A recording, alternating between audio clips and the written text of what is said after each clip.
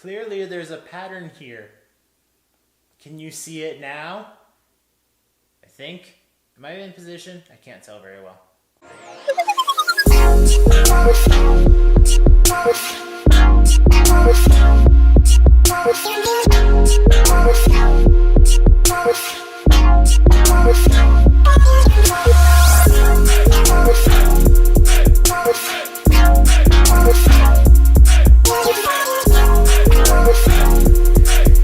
Lonely Generation is the second studio album released by Echosmith.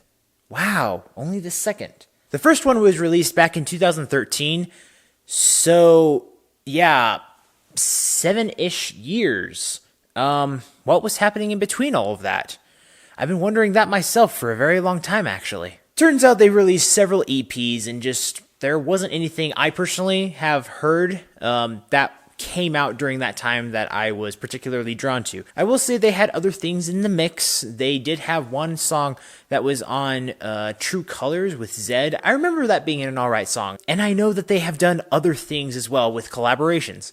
But I was waiting to see if they were gonna actually release anything as good as Cool Kids. I liked that song a lot when it came out. And so we have this album now. And I have a couple of thoughts that kind of go a little bit of everywhere.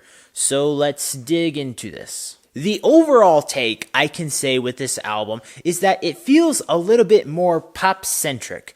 And that is both not a bad thing, but I don't know if it was the thing that actually enhanced anything with this album. I want to say about 2/3 of this album I wasn't really loving. I don't hate this album at all, but most of this album I'm just kind of okay with it. And that kind of lets me down because, again, if you're going to take some time to release an album project, I know that they did other things in between, like I said before, but an album's kind of a big deal. And I kind of wish that I felt a little bit more of a oomph on the inside. But I will say, the things that I do like, I do like. I don't know if everyone else is going to feel as strongly about it as I mostly do. So let's kind of keep going at this. And this particular pop sound kind of sounds like a 2000s pre-teen pop kind of sound. It almost sounds like something Disney Channel stars would kind of gravitate to. And I'm not trying to say that as a diss. Some of you might imply that in general, but I don't think that's necessarily a bad thing. I'm just saying that might not be the thing you're expecting to come from out of them. And I'm not even sure if that's what their goal was. Having said that, you gotta remember, Echosmith is a band family. These are siblings. And so maybe there's something to that that makes it seem a little bit more friendly, I guess? Especially with the types of songs that they write. Most of these songs do revolve around something that I would kind of label as values. There aren't many songs in here that revolve around romantic love or purposeless angst. It really revolves around something that you could consider a value. If I had my own teenage kid, which is not possible, but anyway, I digress, I would feel like this is an okay album for me to give them as a gift, or if they got it from another friend and they listened to it in the car, I would have no problem with this. And I especially wouldn't have a problem with anyone listening to this album for one reason in particular. The vocals are terrific in this album. I think it's the most highlighted element that they focused on in here. Maybe not the lyrics always. I don't think any of the lyrics are particularly bad, but the vocals themselves are in fact terrific. The music and the production for the most part, I think, works, but I don't think it moved anything forward like any of the fans probably anticipated it to do. I am going to choose to go through some of the details in this album, just so I can detail my pros and cons a little bit better, so bear with me on this. In the actual song, Lonely Generation, the tempo is a little bit more obviously moderate, and that kind of makes me feel slightly distracted for some reason. With that being said, the message in this song is great, but because of that, it feels a little bit too simple. The message feels like it doesn't have to be grandiose, but it feels like it should have been put in with a little bit more of that oomph I'm referring to. The song Diamonds kind of borders on sharp notes a lot. I don't believe that they didn't tune to this song, but I feel like a lot of it just kind of sounds very sharp. The song Cracked kind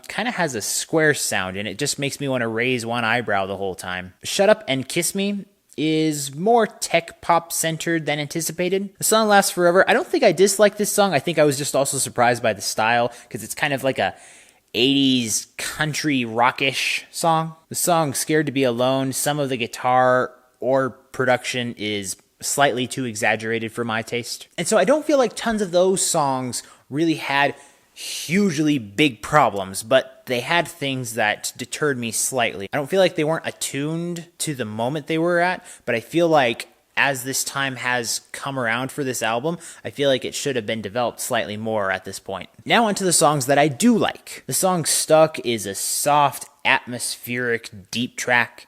Love listening to that one. The song Lost Somebody, this one is fun and danceable.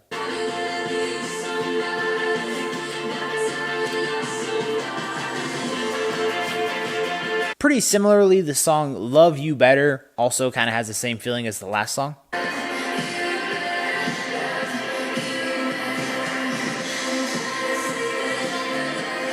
Follow You has an echoey, Echosmith, echoey singer-songwriter peaceful setting to it. I think a lot of people could take away things from this song. And the very last song, I Don't Wanna Lose My Love.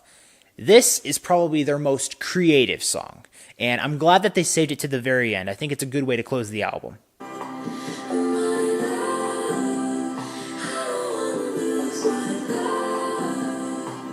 So with all of that stuff being put together, I want to say that I overall enjoyed the experience of this album. I especially enjoyed listening to it for the first time, but as I wanted to dissect it more in my second listen, I did see my personal issues with it. This is potentially taste, but I do think that as artists do have time go by, they should be honing their craft. And I don't want that to become like something repetitive that I say all the time, but I do feel like it is essential.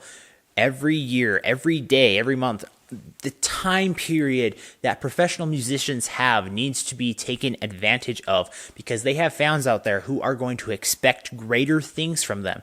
I like this album, I do, but I don't feel like I can recommend it as highly as I think it could have been. But they're on a good course. I feel like whatever it is that they're doing, they have the right focus, but maybe put something more into the recording session. That could be the problem. I'm not entirely sure, but that is one point that I think they could take away from that, if anyone cared to listen to what I thought about this. So after having listened and reviewed this album with production of 90%, creativity 85%, expression and lyrics 92%, I want to give this album a good. I'm not totally sold on the idea that many of the singles that could be marketed in this album will reach as much of the potential that they could, but I would like to see it, even if I think that other songs could potentially be even better than the ones that were released on this album. I think that the values that are actually contained in these songs is a great thing. I don't get to hear songs with themes or topics based in these songs very often. So that part I am going to give them a high praise for. The recommendation itself is positive, but it's only at that level. As always, guys, thank you so much for watching. And remember, if you want to discover, promote, and review the best in entertainment, remember to follow all my social media down in the description before. Like, subscribe, share, so you can get that yes in your life. See you next time.